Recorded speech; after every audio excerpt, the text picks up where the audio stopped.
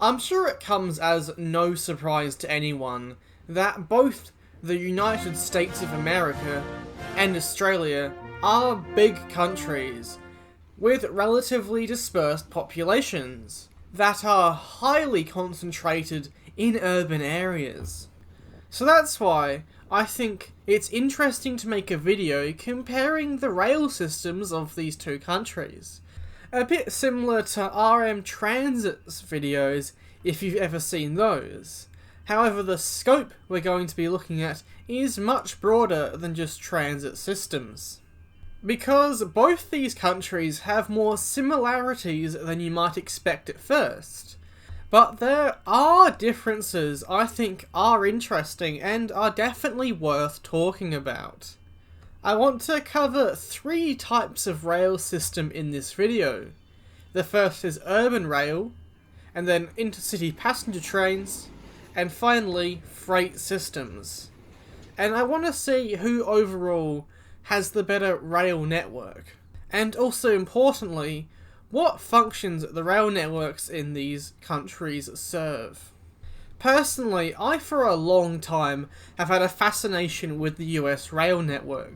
It is quite different to the one in Australia, and there are numerous YouTube channels out there that make very good American rail content. And there is broadly the same for Australia if you look hard enough. And I do think it's quite funny how, as a little side note, both these countries have developed their own unique YouTube rail culture.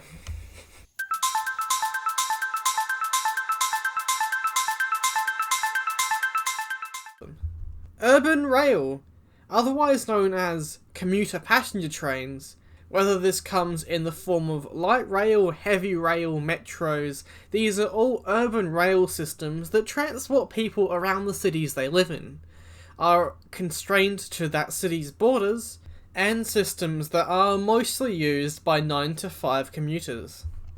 So when it does come to urban rail, I do think Australia has overall the better system. And I think it comes down to the fact that any similar sized American city is blown out of the water by what Australian cities can achieve. In the United States, US cities typically have different kinds of rail systems that serve different purposes. So, New York has the subway, San Francisco has BART, Los Angeles has the weird light rail thing, Portland has its streetcars, Chicago has a massive commuter rail network, but also the L. New York also has things like the Long Island Railroad, New Jersey has a large electrified commuter rail network. I could go on, but the point is, in the US, there are vastly different kinds of urban rail systems that depend on the setting and age of the city. This overall isn't really the case in Australia, because for the broad part, there is only one type of main rail system. That being, of course, suburban rail.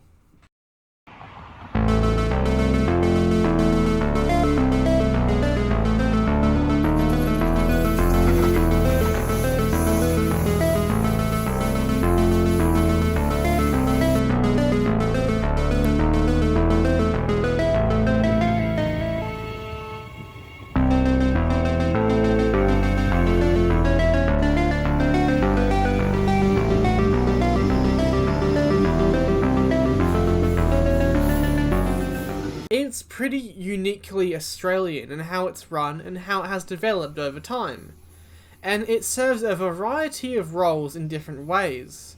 It is normally characterised by frequent all-day service, electrified trains, high platforms, double track, and a lot of versatility. All of Australia's 5 major cities have this system, and in my mind it is one of the biggest advantages Australia has over the US in terms of its rail systems. These systems are broadly designed to serve CBDs, similar to what you would see in the US as commuter rail, but it is really a step above. Commonly lines will run at 10 to 20 minute frequencies all day, and up to 5 minute head frequencies in the morning peak. However, of course, Australia does have other systems. Sydney's growing metro network comes to mind, and of course I cannot forget to mention Melbourne's world-famous urban tram network. And while some cities, especially New York, have far more extensive rail networks than any Australian city, another important factor is definitely the maintenance and state of that network. Because all urban rail networks in Australia are generally in very good condition. They are not dilapidated, they do not have maintenance backlogs because they are well funded by state governments. Of course there are problems such as accessibility on legacy rail systems, but reliability is high, failure rates are low, the age of the infrastructure and rolling stock is generally pretty young. Australia throughout the 21st century has seen massive investments in its urban rail network. So while you will hear stories about maintenance backlogs, system shutdowns on the likes of the Washington DC Metro, I can't think of any comparisons in Australia. Australia also has an extensive rail network for the size of the cities it actually has. Adelaide, for example, with a population of 1.3 million people in the metro area, has a rail network that basically looks like an American city with at least twice its population. Sydney and Melbourne, with populations of around 6 million people, have basically better rail networks than the entire United States, with the exception of New York and Chicago, cities with millions more people and rail networks that matured long before Australia's ever did. I think urban rail in general can be quite easily awarded to Australia. While Australia doesn't necessarily beat the US in all criteria, it often lacks the type of rapid transit seen in the US. But equally, its cities aren't as big. They haven't grown until much more recently. And even still, they, for the most part, have far better rail systems than almost any US cities, and a rail system that is used by a large chunk of the population and is kept in a very good state of repair.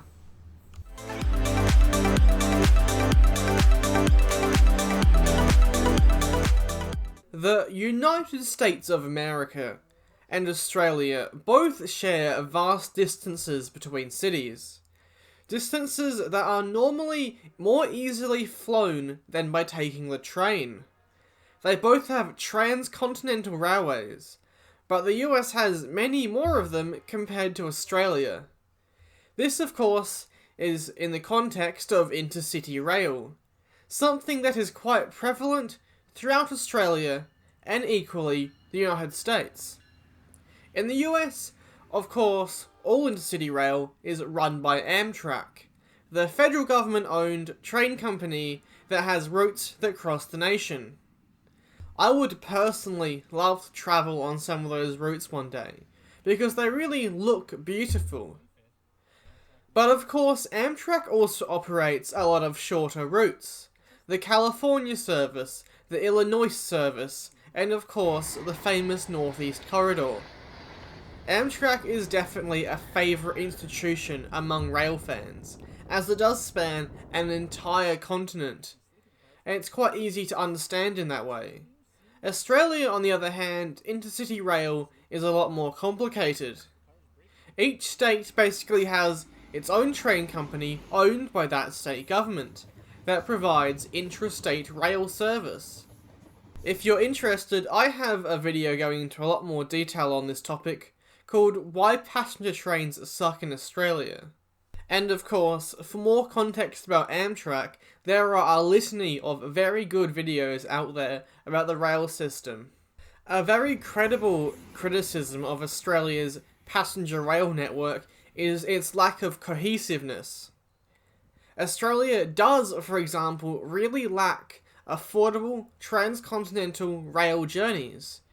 This is because some of Australia's most famous trains, namely the Garn and Indian Pacific, are privately run meaning it's hard for regular people to afford tickets that can regularly stretch into the thousands of dollars for the most basic sleeper cabin. This is far different from Amtrak, which does offer affordable transcontinental rail journeys, despite the fact it loses a lot of money on them. They offer affordable journeys that most people can take. However, what Australia does lack in transcontinental rail, I think it does make up for in rail that better serves regional communities. Victoria, New South Wales, Queensland, and Western Australia all have quite thorough and cohesive intrastate passenger services. Small towns with only a couple tens of thousands of people are regularly served by intercity passenger trains, and while the frequency does vary between states, many towns receive service that you just would not see anywhere in America, maybe outside of Illinois. Yes, I have pronounced it differently twice now. Good going. The condition of these trains isn't always amazing, and there have been upgrades in certain states over the recent years to upgrade these trains. But a lot of them, particularly to put the spotlight on Queensland, are just bad. But they exist, they serve regional communities, and they offer generally very cheap and affordable services for people to use, because they are provided as a public service. They are not expected to run a profit such as Amtrak.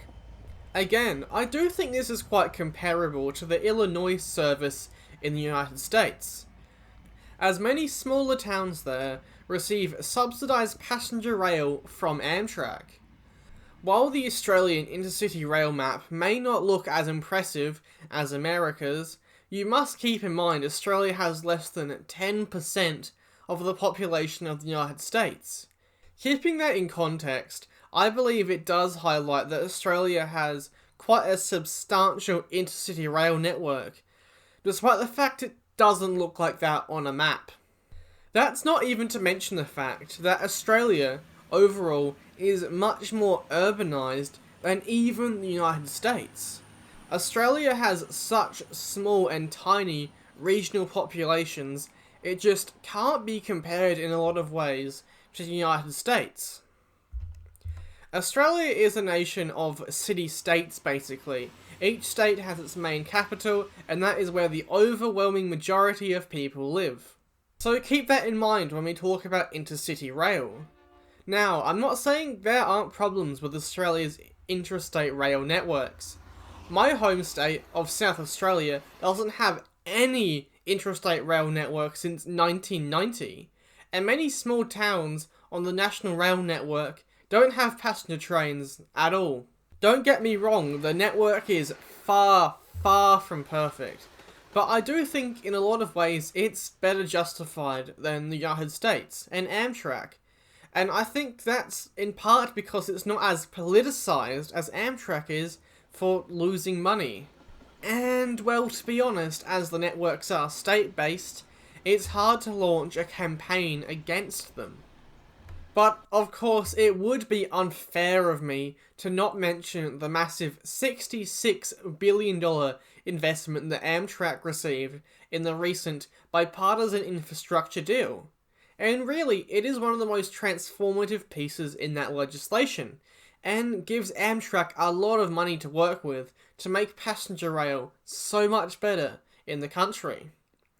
I do think the map for what the network build-out could look like, called Project Connect Us, looks hopeful and looks optimistic. I would say that America is overall heading in a better direction than Australia is at the moment when it comes to this issue. When I think the build-out is complete, the networks would be comparable in many, many ways, and the United States would be superior in a lot of them. And America could win this category outright, to be honest. But because of how the map is at the moment, I just don't think that's feasible. Because I think awarding this to either side is the hardest part of the video, and it's partly because both the networks aren't very good. Australia, I think, wins in terms of regional trains that serve their capital cities, as coverage like that really isn't matched outside of the United States, outside the Northeast Corridor and Illinois. But equally, Australia has no amazing intercity trains. They use old rolling stock, are pretty expensive, and are inaccessible to most people in Australia.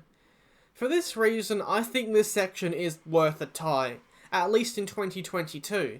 If I come back into this video in 2030, I think this could be awarded differently, but right now, this is where I believe things stand.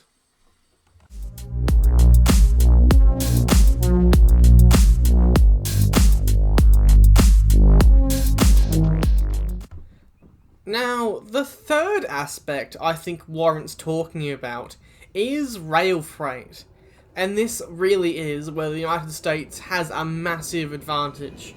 Because America, even with its privately owned freight corporations and all the problems that come with it, are massively more efficient at moving freight than Australia's rail network. Australia has for a long time had a problem of trying to do competent interstate rail networks that carry freight. While Australia is particularly good at exporting commodities, such as coal and iron ore, it is not so good at internal freight shipment by train. Take for example what the Australian interstate freight network looks like. Because at the end of the day, Australia's rail network is designed to do one thing: export stuff. It's quite a legacy of Australia's colonisation in my opinion. The rail network is designed to ship stuff back to Blighty, and this is reflected in its modern character. Grain lines in particular reflect this. They collect grain from the farms, take them to port for export. It is not processed within Australia, or at least this isn't carried by train. This is, in my opinion, in stark contrast to America's system of short lines that serve industry. It's always been quite a fascination to me. A system of delivering freight cars directly to warehouses and factory. This is almost unheard of in Australia. And for good reason. The system hasn't been designed around it, and especially things like containerization have resulted in this not being a priority for anyone on the rail network. Another aspect that is definitely worth talking about is Australia's defined interstate rail network. It is owned by the federal government. It is publicly run for all intents and purposes, and is owned by the federal government through the Australian Rail Track Corporation, or ARTC. They manage freight trains and allow private train companies to operate competitively across the nation. It's an open access operator that allows anyone with the correct accreditation to run a train just about anywhere. As a result, this does mean most companies have different options available to them about who they choose to carry their freight. And this does result in price competition, in absence of there being actually freight lines that compete to go to different destinations. This is not the same as America. One of the primary features of their freight rail network is it is owned by private freight corporations. Those own the track, the train, and everything on them. And they make massive profits doing so. In contrast, the ARTC does not make any money for the federal government. And well, I don't think anyone has a problem with that. It's a public service to run the train companies and allow freight to move across Australia.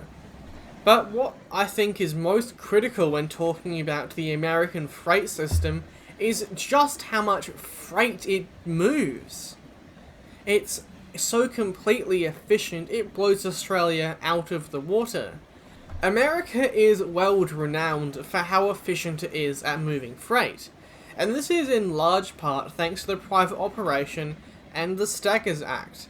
It serves nothing but the aim of profitability, and there are thousands of problems with that of course, but the efficiency really isn't matched anywhere else, especially Australia. And this of course at the end of the day also means in America, passenger trains don't get priority. If you've ever read anything about Amtrak at all, you'll know this. Trains often get stuck behind freight trains and are delayed. In Australia, this isn't the case. Passenger trains operate all over the ARTC's rail network and have a higher priority than freight traffic. This means that passenger trains quite rarely get delayed by freight operations. This is one of the key advantages of having the federal government own all the tracks, because there isn't an incentive for them to delay passenger trains at the end of the day. However, do keep in mind there is a lot of spare capacity built in to the Australian freight rail network, so that's important to consider as well.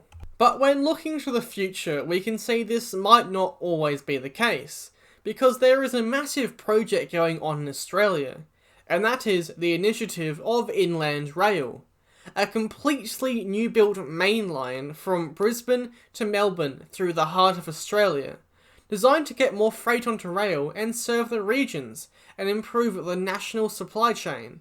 A completely new main line is unheard of throughout most of the rest of the world, especially the United States. But it is what you can get done when the government is involved with planning, building and funding the railways. So that's why I do think there are quite a lot of positives to Australia's system. Because at the end of the day, the United States system was built out to a great extent much earlier, and in that way it is far more useful, but there haven't really been any new major developments throughout the system, especially not since the Powder River Basin in the 1960s or 70s. I'm pretty sure I heard that in a Do Not Eat episode from some time ago. I can't tell you which one, but you should watch his channel and listen to their podcast. It's very funny. So, at the end of the day, I do think there are lessons that both countries could learn from each other when it comes to freight rail. But I do not think it can be overlooked just how efficient the United States is able to move freight around on its railways. Despite the reservations that I have about the private operation of these trains, it's just quite efficient, it's well run, it's very environmentally friendly, and it is to the credit of these companies that they have managed to secure such a large, efficient freight rail network that operates throughout the United States through the Class 1s, the Class 2s and the Class 3s, that serves so much industry, people and movement of goods that can only be dreamed of for the most part in Australia. So, that's the end of the rounds. This is the conclusion, so if we go over and look at the scoreboard over here, we can see what the results are. And it's a tie. It's 1-1 and a draw. By the admittedly very simple criteria I invented for this video, we didn't really get a winner, I suppose. But I guess that's not really the point. We don't really need a winner in this video, I think. At the end of the day, there are lessons that both countries can learn from each other's rail systems. Australia, in comparison to the US, in terms of passenger trains, is generally far and away the better countries.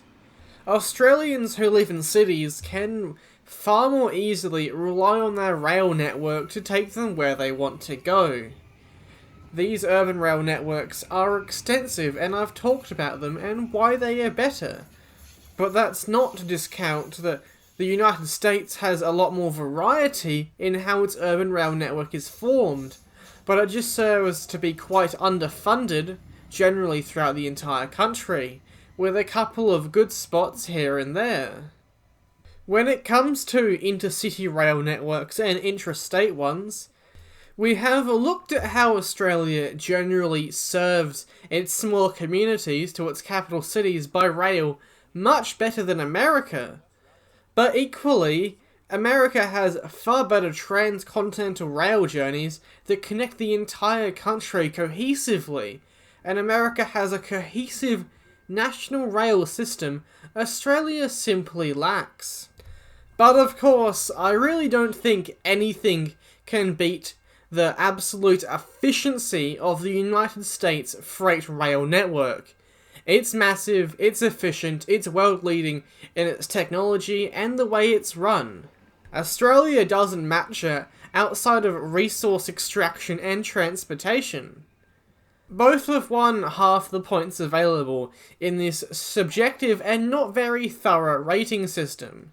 Depending on what is more heavily weighed and is more important to you, you can award this based on your own opinion. Do you value freight transport? Do you value the movement of people? The movement of people in cities? The movement of people across the country?